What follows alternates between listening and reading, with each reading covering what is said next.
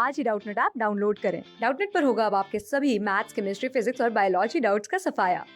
बस अपने क्वेश्चन की फोटो खींचो, उसे क्रॉप करो और तुरंत वीडियो सोल्यूशन पाओ। Download now. यहाँ पर हमसे पूछा गया है कि ऑक्सीजन और कार्बन डाइऑक्साइड में से कौन सी गैस ज़्यादा सॉल्युबल है। तो हम जानते हैं कि इन दोनों गैसेस के ट्रांसपोर्टेशन के लिए ही मेनली हमारी बॉडी में रेस्पिरेटरी सिस्टम और सर्कुलेटरी सिस्टम इन्वॉल्व होते हैं।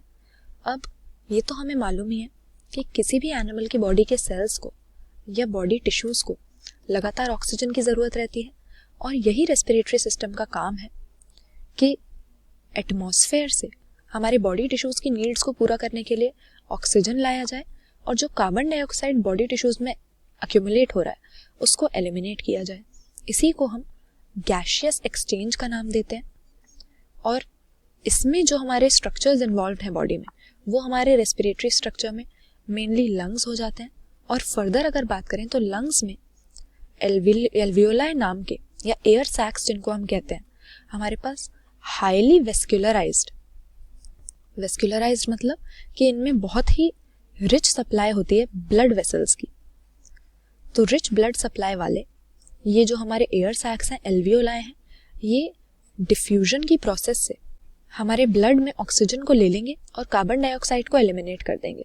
तो ये डिफ्यूजन की प्रोसेस वैसे तो मेनली एक ही फैक्टर पे डिपेंड करती है, ये गैसेस के प्रेशर के हिसाब से या हम कह सकते हैं कि कॉन्सेंट्रेशन ग्रेडियंट के हिसाब से होगी।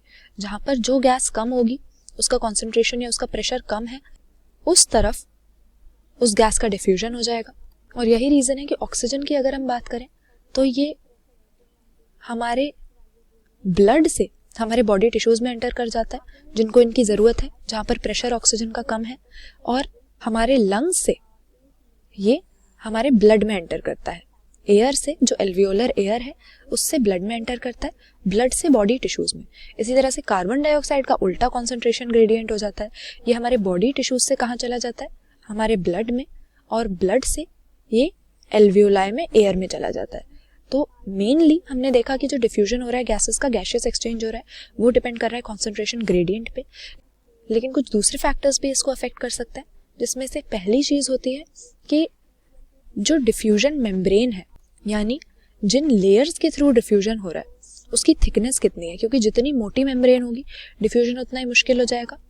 तो इसीलिए हम देखते हैं कि हमारे एल्वियोलाई में हमें सिंपल स्क्वामस टाइप का एपिथेलियम मिलता है। सिंपल मतलब एक लेयर है सिर्फ इस एपिथेलियम में, और स्क्वामस मतलब इसके फ्लैटेंड सेल्स हैं। ये इसीलिए होता है ताकि डिफ्यूजन की जो बाउंड्री है, डिफ्यूजन मेम्ब्रेन है, उसकी थिकनेस कम हो जाए, डिफ्यूजन अच्छे रेट से हो सके। और उसी तरह से इन गैसेस के प्रेशर के साथ साथ इनकी सॉल्युबिलिटी भी मैटर करती है, क्योंकि ये जितने ज़्यादा सॉल्युबल होंगे उतना ही जल्दी डिफ्यूजन होगा। और यहाँ पर ऑक्सीजन और कार्बन डाइऑक्साइड को जब हम कंपेयर करें तो हमारा आंसर यहाँ पे कार्बन डाइऑक्साइड हो जाएगा। ये ज़्यादा सॉल्युबल होता है। देखा जाता है ऑक्सीजन से इसका डिफ्यूजन क्यों फास्टर होता है, ज़्यादा रेट क्यों होता है, क्योंकि सॉल्युबिलिटी पे डिफ्यूजन डिपेंड कर रहा है।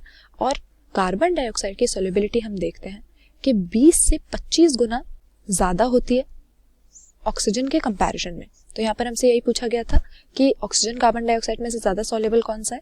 इसके लिए आंसर हमारा है कार्बन डाइऑक्साइड, जो कि ऑक्सीजन की तुलना में 20 से 25 गुना ज़्यादा सॉल्युबल होगा। और यही रीज़न है कि अगर उतना ही प्रेशर डिफरेंस हो, कॉन्सेंट्रेशन ग्रेडियंट उतना ही हो और डिफ्यूजन मेम्ब्रेन की थिकनेस भी उतनी हो, तो सॉल्युबिलिटी के बेसिस पे तब भी कार्बन डाइऑक्साइड ऑक्सीजन से जल्दी डिफ्यूजन करेगा या गैशियस एक्सचेंज कार्बन डाइऑक्साइड का ईजी होगा। क्लास 6 से 12 से लेके नीट, IIT, JEE मेंस और एडवांस के लेवल तक 10 मिलियन से ज्यादा स्टूडेंट्स का भरोसा। आज ही डाउनलोड करें डाउटनेट ऐप या व्हाट्सएप कीजिए अपने डाउट्स 8400 400 400 पर।